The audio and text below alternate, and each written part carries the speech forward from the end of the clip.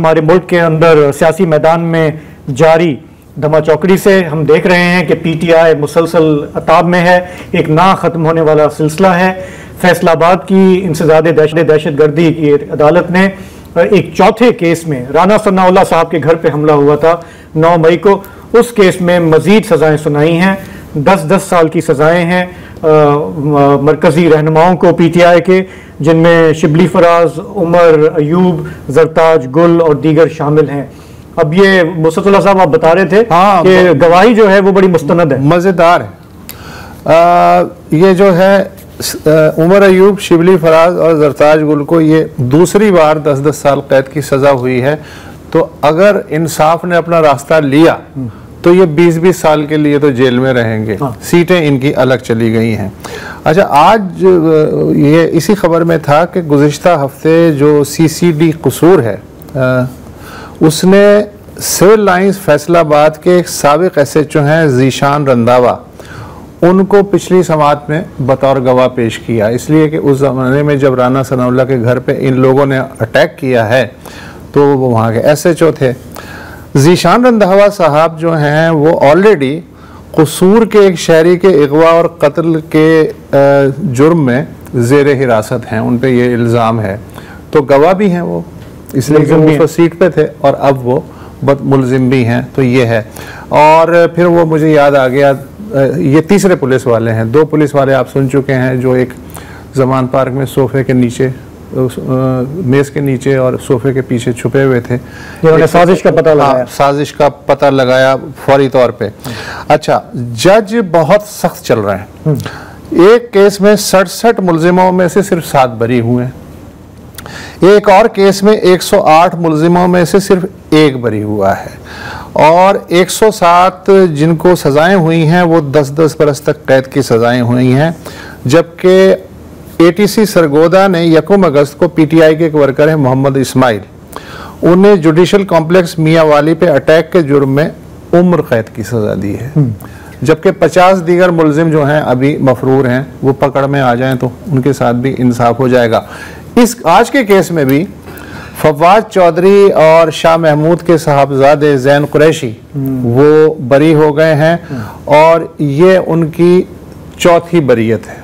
जी, तो वैसे चौथी किस्त है सजाओं की भी, तो ये चौथी बरियत भी है। हाँ, तो हम ये देख रहे हैं कि इंसाफ फराहम हो रहा है। जी जी जी, Zarar justice has to be seen to be done ना, justice has to be seen to be done कहते हैं। तो नजर आ रहा है कि इंसाफ ये अब एक तो जी बिल्कुल नजर आना चाहिए, नहीं तो इंसाफ नहीं है ना यार। मतलब एक अपनी जगह देखिए, अब एक पैटर्न तो डेवलप होता है। जैन कुरैशी साहब को अगर हम देख लें, फवाद चौधरी साहब को देख लें, लेकिन इसको छोड़ें। और ये जो बात है कि जी देखें, मतलब एक केस में मुलजिम है, एक केस में गवाह है, यार ये हो सकता है, क्यों नहीं हो सकता? आपकी गवाही तो वहां पर ही खड़ी है ना, आप मुलजिम हो या ना हो किसी और केस में। ये देखें, अब काफी डिबेट हो रही है, जाहिर है हम भी डिबेट कर रहे हैं कि लीगल पॉइंट क्या है। ये छोटी छोटी बातें हैं, मेरा ख्याल है कि इनको हम इस वक्त के लिए नजरअंदाज करते हैं। इतना जब बड़ा एक बयानिया बना हुआ है 9 मई का वगैरह वगैरह, तो इतने बड़े बयानिया के सामने सजाएं छोटी तो नहीं हो सकती ना। मैं तो सिर्फ इसी तरह उसको देख रहा हूँ। और जाहिर है कि जो ये गेम चल रही है इसमें खिलाड़ियों का किरदार कम है, अंपायर का किरदार ज्यादा है। वो आप छक्का भी मारे और वो उसको आउट डिक्लेयर कर दे तो आप आउट ही हैं। नहीं, लेकिन यहाँ पर एक बात बताइए, आप चूंकि इस्लामाबाद में बैठे हुए हैं कि एक बंदा गिरा हुआ है, अदमुआ हुआ है, उसको मुसलसल फिर किक्कें क्यों पड़ रही हैं?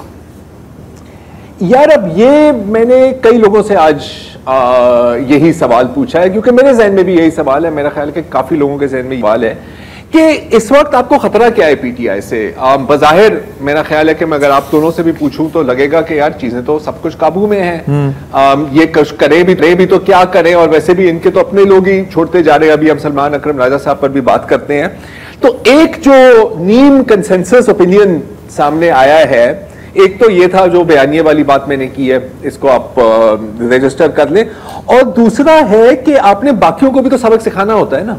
हाँ। और मैं बाकियों से मेरी मुराद पीटीआई के बाकी मेंबर्स नहीं हैं। हाँ। बाकी मतलब पूरी जो आपकी क्या कहते हैं ना पॉलिटिकल स्पेक्ट्रम, पॉलिटिकल क्लास के बेटा अगर लाइन एंड पॉलिटिकल क्लास जो भी आप उसे कहें कि बेटा अगर हमारे मुकर्रर शुदा लाइन एंड लेंथ के मुताबिक आप नहीं खेलेंगे, अगर आप थोड़ा सा आउट करने की कोशिश करेंगे, तो फिर आपकी पूरी की पूरी टीम ही पवेलियन में तक महदूद हो जाएगी। तो मेरा ख्याल है कि कुछ यूं ही है, मुझे तो यही समझ में आ रही है। लेकिन जो पुराने खिलाड़ी हैं, अगर मुस्लिम लीग नून और पीपल्स पार्टी की तरफ इशारा है, तो उन्होंने तो माजी में बड़ी कुट खा ली है, वो तो आदी हैं इसके।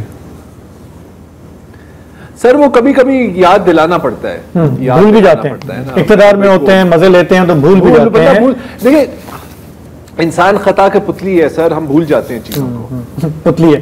तो अच्छा ज़रार, अब ये हो गया कि हम देख रहे हैं कि सारे गिरफ्तारियां, सजाएं, हमने देखा कि अलीमा खान के 2 बेटे, उनको उठा लिया गया, वो अब हिरासत में है 26 महीने बाद जी। हाँ अच्छा, और पूछा गया इन्वेस्टिगेशन ऑफिसर से, यार ये क्या है ये 26 महीने, इसलिए कि वो तो अडयाला जेल भी जाते थे, वो तो मुजाहरों में भी हिस्सा लेते थे, वो तो बैरून मुल्क जाके एथलेटिक्स के मुकाबलों में भी हिस्सा लेते थे, तो ये क्या चक्कर है? कहने लगे जी हमने कई दफा उन्हें गिरफ्तार करने की कोशिश की, लेकिन वो गच्चा देके फरार हो जाते थे। और दूसरी बात यह है कि आप कह रहे हैं कि 2 साल बाद याद कैसे आया, तो उसकी वजह यह है कि पहले तो बड़ी मछलियां पकड़ी जाती है ना, इनका नाम मेन एफआईआर में नहीं था। पहले तो हमने मेन एफआईआर के जो लोग थे उन्हें पकड़ा। अब जो जमीमा है, अब जमीमे को मुझे नहीं पता अंग्रेजी, सप्लीमेंट्री जो एफआईआर हैं उनमें जो नाम आ रहे हैं, अब वो मछलियां जो हैं हम पकड़ रहे हैं, वो भी आ रही हैं। तो कानून के अंदर हो, तो इस पे ठीक ठाक शोर मचाए, सही शोर मचाए ह्यूमन राइट्स के तंजीमों ने, इंटरनेशनली भी हमने देखा कि बहुत ही गवर्नमेंट, वैसे अब मैं क्या बोलूँगा, वैसे अगर बदनाम नहीं थी तो थोड़ी सी और बदनाम इसमें हो गई है, क्योंकि ये एक बहुत ही ब्लेटेंट तरीका से देखा गया कि किस तरह अपने घर में घुस के पहले उनके एक साहबजादे को, बाद में दूसरे को भी पकड़ लिया है। अच्छा, साथ ही हम ये देख रहे हैं कि एक तो अताब है रियासत का, जो भी नाराज है पीपल्स पार्टी अपना पीटीआई पे, उसको सबक सिखाना है, क्रश करना है। दूसरा हम देख रहे हैं कि पार्टी के अंदर भी एक ना खत्म होने वाला सिलसिला है इख्तिलाफात का, रोज नई बातें आती हैं। ताजा बात सामने आई कि सेक्रेटरी जनरल सलमान अकरम राजा, उन्होंने कहा कि जी के बस अब बहुत हो गया, मैं फिर इस्तीफा दे रहा हूँ। वो तीसरी कोशिश है उनकी ये इस्तीफा देने की, उनको हर बार मना लेते हैं, नहीं भाई बानी पीटीआई मना लेते हैं कि भाई तुम ना जाओ, लेकिन इस दफा जो रिपोर्ट्स आ रही हैं, उनका जो फटा हुआ है, जो इख्तिलाफ है, वो अलीमा बाजी के साथ है। और पता ये चला कि जी पहले इमरान खान साहब ने कहा था कि जो ज़िमनी इलेक्शन हो रहे हैं इसमें हम हिस्सा नहीं लेंगे, क्योंकि इससे हम लेजिटिमाइज करेंगे एक गलत सिस्टम को। बाद में फिर अली बुखारी हैं पीटीआई के, वो मुलाकात करके आए, उन्होंने कहा जी खान साहब कह रहे हैं कि जो सियासी कमेटी है पीटीआई की, वो बेहतर है कि इस पर गौर व खौस करके कोई स्टांस ले। तो जो सियासी कमेटी है उसने बैठक लगाई और फिर उन्होंने फैसला किया मेजॉरिटी से 13-9 से कि जी कि हम इलेक्शन कंटेस्ट करना चाहिए, मैदान खाली नहीं छोड़ना चाहिए। एक पुराना सबक है सियासी पार्टियों का, इस पे रिपोर्टेडली अलीमा बाजी ने भुगत चुके हैं ना, भुगत चुके हैं सब, हाँ ये भुगत चुके, बाइकआउट किया था। तो अलीमा बाजी ने कहा जी आप, ये तो गद्दारी है खान के साथ, खान ने एक बात कह दी है, आप लोग कौन होते हैं ये करने वाले। तो उसके बाद रिपोर्ट आई कि सलमान अकरम राजा ने कहा यार मैं एक प्रोफेशनल लॉयर हूँ, अपनी प्रैक्टिस छोड़ छाड़ के मैं इन चक्करों में पड़ गया एक उसूल की खातिर, लेकिन रोज रोज जो बेइज्जती होती है रिपोर्टेडली जो बात आ रही है सामने, तो होगा इनफ इज इनफ। और मैं खान साहब से कहूंगा कि मुझे इस रोल से आप आज़ाद कर दें, बाकी मैं पार्टी के साथ हूँ, अपना काम मैं करता रहूंगा। तो ये पहली बार नहीं है, सलमान अकरम राजा पहले भी 2 दफ़ा ये कोशिश कर चुके हैं, लेकिन देखते हैं कि इस दफ़ा ये किस हद तक मामला ये रहता है। तो यहाँ पे वक्त हुआ एक ब्रेक का। ये जो मैं सॉरी नहीं एक सेकंड, जी बताएं जरा क्या कह रहे हैं। मैं सलमान अकरम राजा साहब के बारे में एक बात करना चाह रहा था कि देखिए बहुत पीटीआई को बड़ी फसली बटेरों ने भी ज्वाइन किया था। ये इन्होंने उस वक्त पार्टी ज्वाइन की थी जब खेत को ही आग लग गई थी, राइट। तो from that point of view I mean is a respectable person. और देखिए जिसका, और वो कोई करियर पॉलिटिशियन नहीं है, ना ही वो कोई ऐसे हैं कि किसी की खुशामद करके वो किसी ओहदे पे बैठे हुए हैं। उनका एक अपना करियर है, एक अपनी स्टैंडिंग है।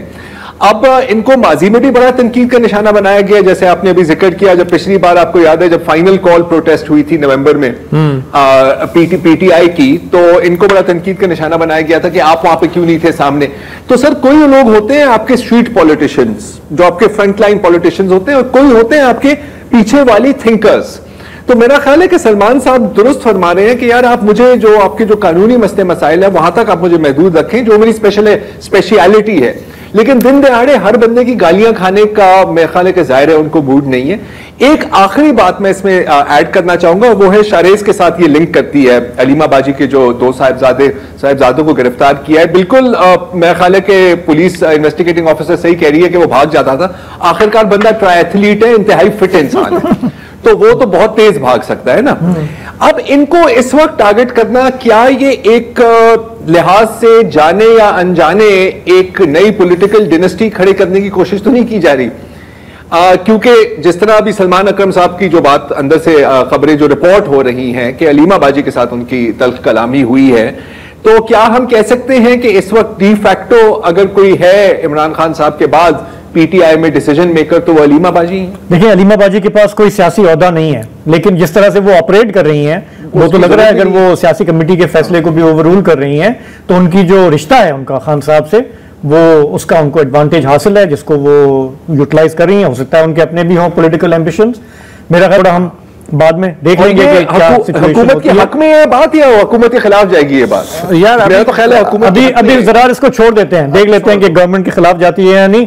इंटरनल मामला भी हैं पीटीआई के, कल देख लेंगे।